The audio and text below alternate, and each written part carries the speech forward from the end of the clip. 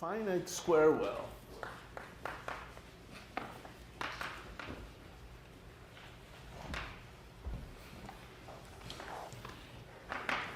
So this brings us also a little comment aside. It is the beginning. These solutions, so far we could find every solution.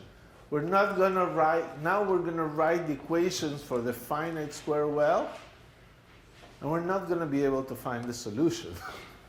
But we're going to understand the solution. So you're going to enjoy a little, mathematicians usually say it's the most important thing. Understanding the solution, finding it, that's no big deal. But we're physicists as well, so we sometimes have to find the solutions. Even if we understand them very well, it's nice to find them. And then you're going to use numerical methods. And this is the part of the course where you're going to be using numerical methods a lot. Here is the finite square well. And now we draw it symmetrically. Here it is. Here is x. We're drawing the potential, v of x.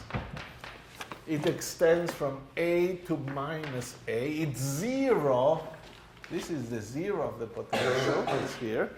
And it goes down. The potential is negative here. Its value is minus v naught with v naught positive. And then a possible energy for a bound state. We're going to look for bound states. Bound states are normalizable states, normalizable solutions of the Schrödinger equation. So we're going to look for them, for bound states, and they have energy less than 0. So something that has energy less than 0 is bound. You would have to give it some energy to put it in 0 energy, and the particle could escape. The other thing about the bound state is that it will be some probability to find it here, very little probability to find it in the forbidden region. And this energy, which is negative, it's somewhere here. We don't know what are the possible energies, but we will assume there's some energy that is negative that is there, and that's the energy of the solution. Let me write the equation again. The equation is psi double prime is minus 2m over h bar squared e minus v of x times psi. This is the Schrödinger equation. You recognize it if you multiply h squared here, 2m there.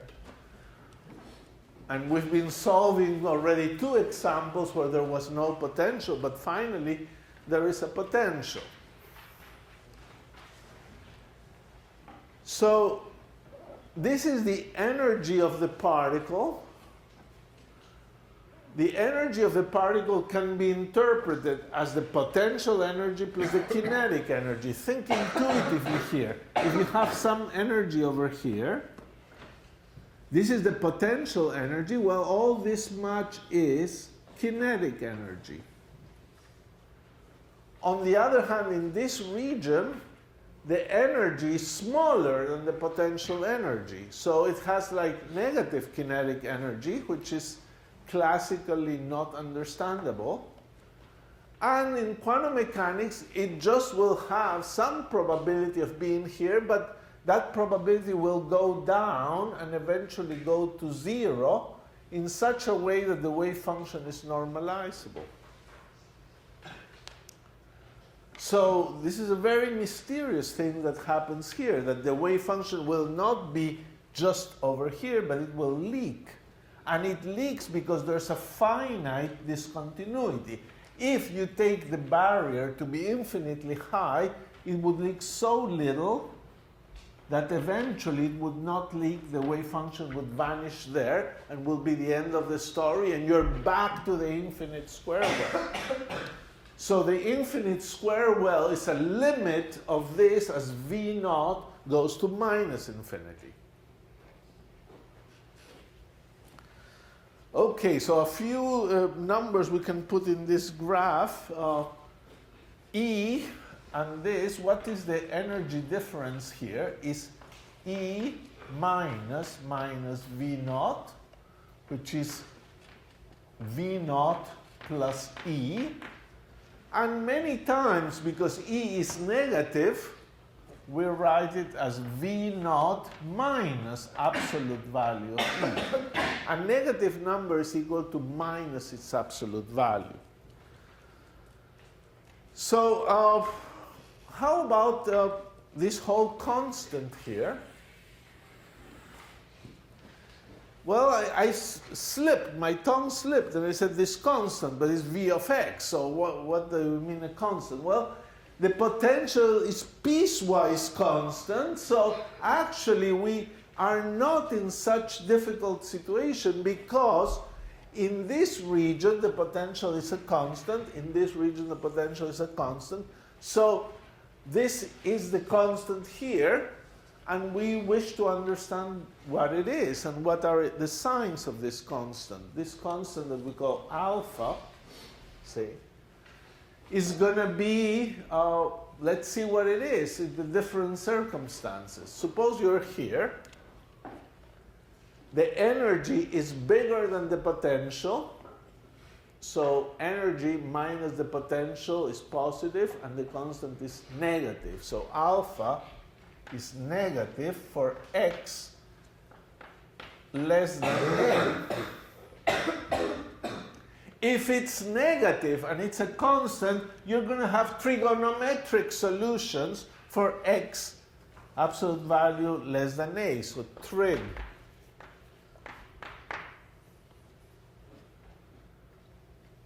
On the other region, alpha will be positive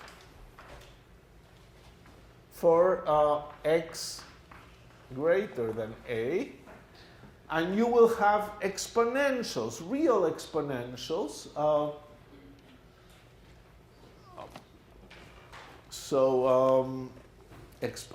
just write exponentials. So e to the minus 3x, e to the 5x, things like that. This is the difference between trigonometric and real exponential solutions, depending on the signs. So we're going to have to impose boundary conditions as well, because we're going to solve the equation here inside with one value of alpha, and then outside with another value of alpha, and then we're going to match them. So that's how this will go. Now, in this process, somehow the energy will be fixed to some values, some allowed values. There's a counting we could do to understand that, and we'll probably do it next time. At this moment, we'll just proceed. But we imagine there must be a quantization because in the limit, as V naught goes to infinity and the potential well becomes infinitely deep, you're back to the infinite square well that has quantized energies that we calculated. So that should be quantized and should be no problem. Okay, ready to do some work? Yes? So when alpha is 0 and you get polynomial solutions, does that case not matter? When alpha is 0, well, alpha is going to be never 0. You see, either E is less than the potential or is bigger than the potential. So you're not going to get alpha equals 0. You could say, do we have some energy maybe here or here? Well, you could have those energies, in which case you will see what happens. It's not quite polynomial solutions. You cannot. There's one property about potentials that actually is in the homework of due this week is that there cannot be solutions of the Schrödinger equation with less energy than the minimum of the potential. You have to have more energy than the minimum of the potential. So alpha equal to 0 is not going to show up in our analysis. Okay, so let's begin. Moreover, we have to use this result. The potential is symmetric, completely symmetric. So there are going to be even solutions and odd solutions. So let's consider the even solutions.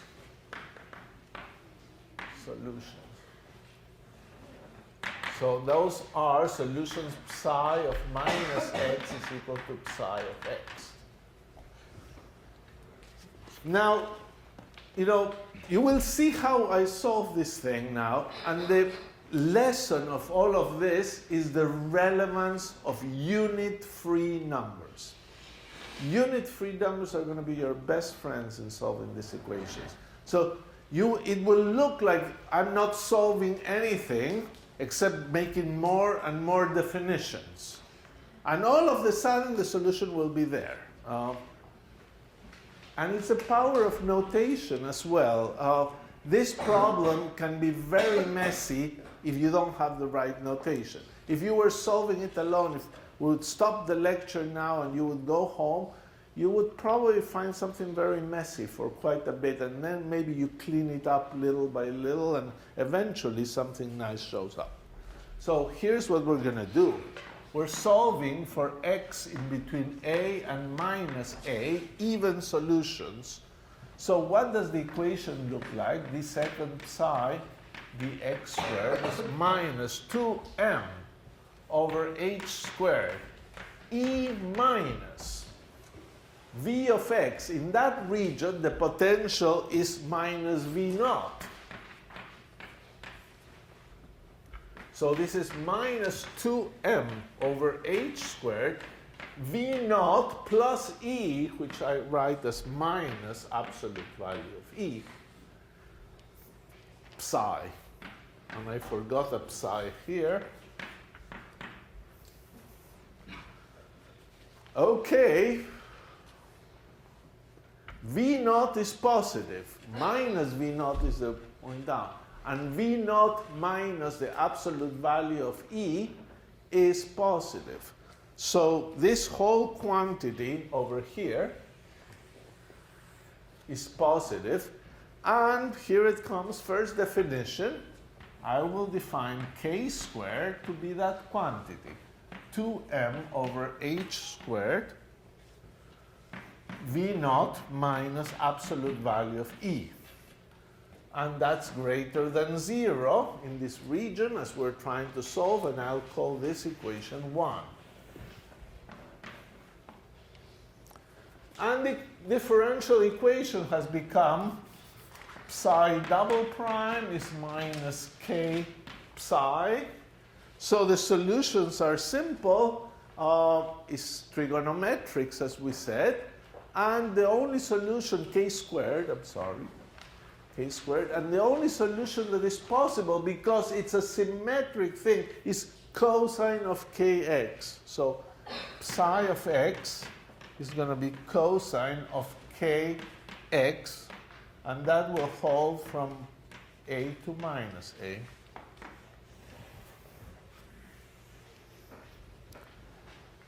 End of story, actually, for that part of the potential. You could ask, 1 second, you could say, you're going to normalize these things, aren't you? Or, well, the fact is I won't normalize them.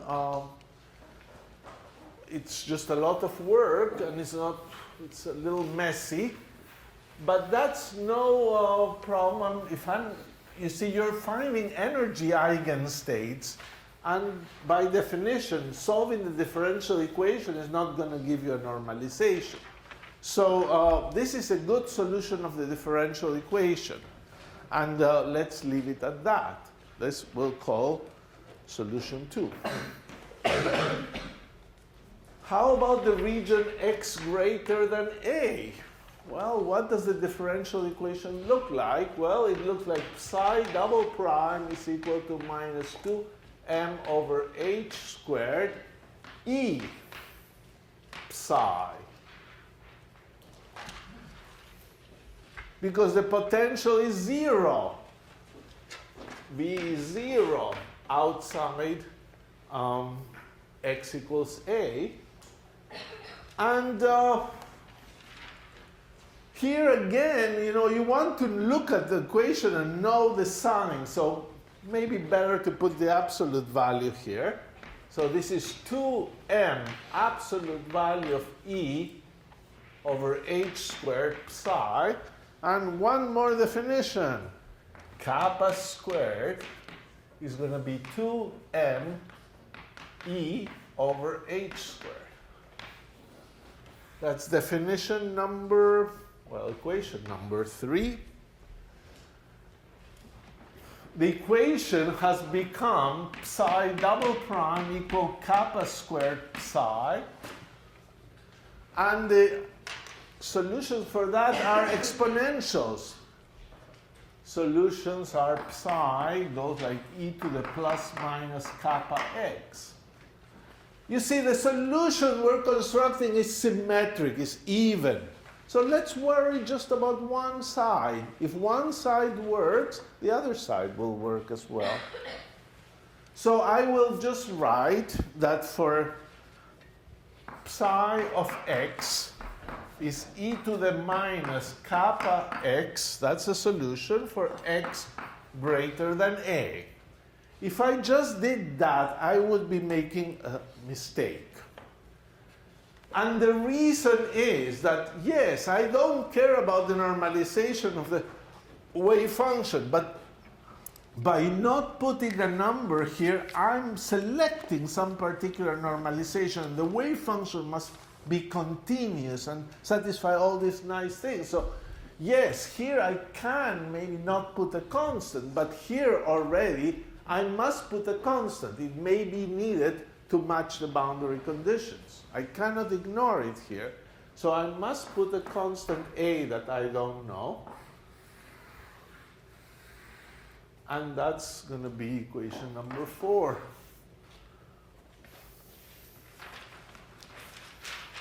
Now look at your definitions. K squared for a trigonometric. Kappa, many people use kappa for things that go with exponentials. But look, k squared and kappa squared satisfy a very nice relation. If you add them up, k squared plus kappa squared, is the energy part cancels and you get 2m v naught, which is positive, over h squared. Well, that's not so bad. But we want to keep defining things. How can I make this really nice? If it didn't have units, it would be much nicer. This is full of units. K times a length has no units, and kappa times a length has no units. So multiply by a squared, and you have kappa k squared a squared plus kappa squared a squared is equal to 2m v naught a squared over h squared.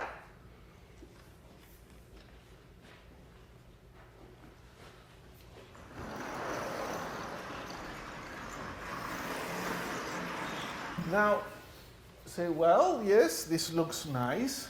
So let's make the new definitions. So don't lose track of what we're doing. We need to find the energy. That's basically what we want.